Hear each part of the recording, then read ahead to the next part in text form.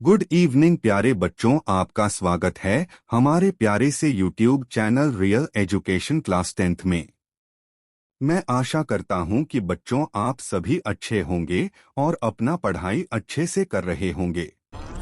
बच्चों, अगर आप इस चैनल पर नए हैं तो इस चैनल को सब्सक्राइब जरूर कर लें और साथ ही बेल आइकन को ऑल पर सेट कर लें, जिससे कि आने वाली वीडियो का नोटिफिकेशन सबसे पहले आप तक पहुंचे। तो प्यारे बच्चों, हमने पिछली क्लास में पढ़ा था कि परंपरा का मूल्यांकन पाठ का फुल स्टोरी वीडियो और ऑब्जेक्टिव क्वेश्चन। मुझे आशा है कि आप सभी अच्छे से परंपरा का मूल्यांकन पाठ का फुल स्टोरी वीडियो और ऑब्जेक्टिव क्वेश्चन देख लिए होंगे। बच्चों, अगर आपने परंपरा का मूल्यांकन पाठ का फुल स्टोरी वीडियो और ऑब्जेक्टिव क्वेश्चन नहीं देखा है तो लिंक डिस्क्रिप्शन में है, अभी जाकर जरूर से देखें। प्यारे बच्चों, आज हम लोग एक नई क्लास पढ़ेंगे जिसमें परंपरा का मूल्यांकन पाठ का सब्जेक्टिव क्वेश्चन कराया जाएगा, जिसमें से कुछ प्रश्न आपके वार्षिक परीक्षा 2025 के एग्जाम बोर्ड में आएगा। बच्चों, अगर आपको ये वीडियो अच्छा लगे तो एक लाइक जरूर करें और साथ में चैनल को सब्सक्राइब करना न भूलें। बच्चों, अब हम अपनी नई क्लास शुरू करते हैं। प्रश्न संख्या 1। परंपरा का ज्ञान किनके लिए सबसे ज्यादा आवश्यक है और क्यों? इसका उत्तर है जो लोग साहित्य में युग परिवर्तन करना चाहते हैं, क्रांतिकारी साहित्य रचना चाहते हैं, उनके लिए साहित्य की परंपरा का ज्ञान आवश्यक है। क्योंकि साहित्य की परंपरा से प्रगतिशील आलोचना का ज्ञान होता है, जिससे साहित्य की धारा को मोड़कर नए प्रगतिशील साहित्य का निर्माण किया जा सकता है। प्रश्न संख्या 2। जातीय अस्मिता का लेखक किस प्रसंग में उल्लेख करता है और उसका क्या महत्व बताता है? इसका उत्तर है साहित्य के विकास में जातियों की भूमिका विशेष होती है। जन समुदाय जब एक व्यवस्था से दूसरी व्यवस्था में प्रवेश करते हैं तब उनकी अस्मिता नष्ट नहीं हो जाती। मानव समाज बदलता है और अपनी पुरानी अस्मिता कायम रखता है। जो तत्व मानव समुदाय को एक जाति के रूप में संगठित करते हैं, उनमें इतिहास और सांस्कृतिक परंपरा के आधार पर निर्मित यह अस्मिता का ज्ञान अत्यंत महत्वपूर्ण है। जातीय अस्मिता साहित्यिक परंपरा के ज्ञान का वाहक है। प्रश्न संख्या 3। किस तरह समाजवाद हमारी राष्ट्रीय आवश्यकता है?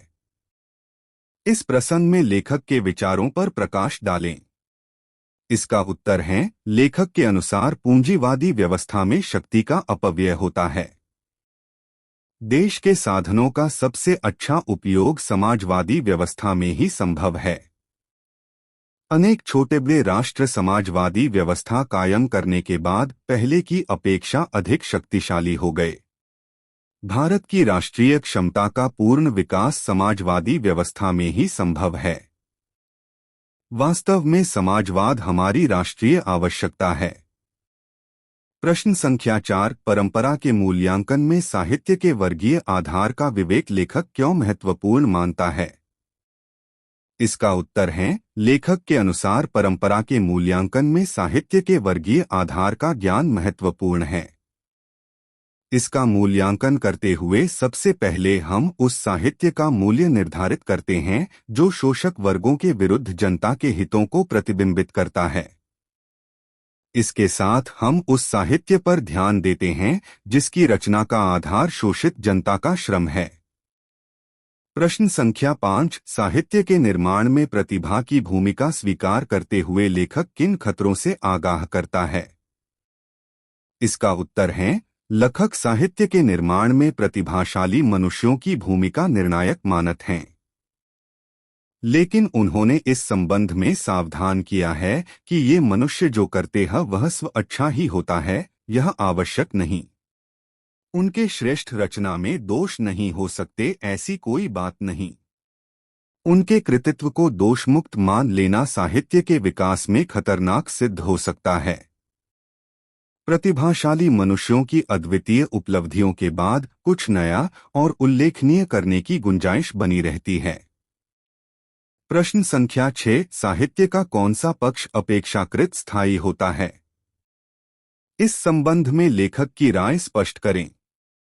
इसका उत्तर है, साहित्य मनुष्य के संपूर्ण जीवन से संबद्ध है। आर्थिक जीवन के अलावा मनुष्य एक प्राणी के रूप में भी अपना जीवन बिताता है। साहित्य में उसकी बहुत सी आदिम भावनाएं प्रतिफलित होती हैं जो उसे प्राणी मात्र से जोड़ती हैं। इस बात को बार बार कहने में कोई हानि नहीं है कि साहित्य विचारधारा मात्र नहीं है। थस में मनुष्य का इंद्रिय बोध, उसकी भावनाएं भी व्यजित होती हैं। साहित्य का यह पक्ष अपेक्षाकृत स्थायी होता है। प्रश्न संख्या 7, बहुजातीय राष्ट्र की हैसियत से कोई भी देश भारत का मुकाबला क्यों नहीं कर सकता? इसका उत्तर है, संसार का कोई भी देश बहुजातीय राष्ट्र की हैसियत से इतिहास को ध्यान में रखें तो भारत का मुकाबला नहीं कर सकता। यहाँ राष्ट्रीयता एक जाति द्वारा दूसरी जातियों पर राजनीतिक प्रभुत्व कायम करके स्थापित नहीं हुई। वह मुख्यतः संस्कृति और इतिहास की देन है। इस देश की तरह अन्यत्र साहित्य परंपरा का मूल्यांकन महत्वपूर्ण नहीं है।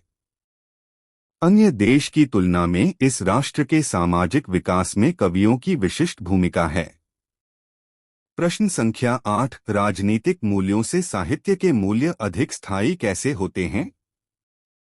इसका उत्तर है, लेखक कहते हैं कि साहित्य के मूल्य राजनीतिक मूल्यों की अपेक्षा अधिक स्थायी हैं।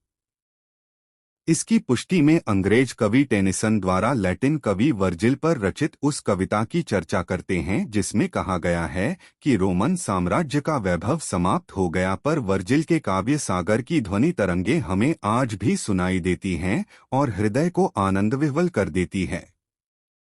प्रश्न संख्या 9, भारत की बहुजातीयता मुख्यतः संस्कृति और इतिहास की देन है। कैसे? इसका उत्तर है, भारतीय सामाजिक विकास में व्यास और वाल्मीकि जैसे कवियों की विशेष भूमिका रही है। महाभारत और रामायण भारतीय साहित्य की एकता स्थापित करती है। इस देश के कवियों ने अनेक जाति की अस्मिता के सहारे यहाँ की संस्कृति का निर्माण किया है। भारत में विभिन्न जातियों का मिलाजुला इतिहास रहा है।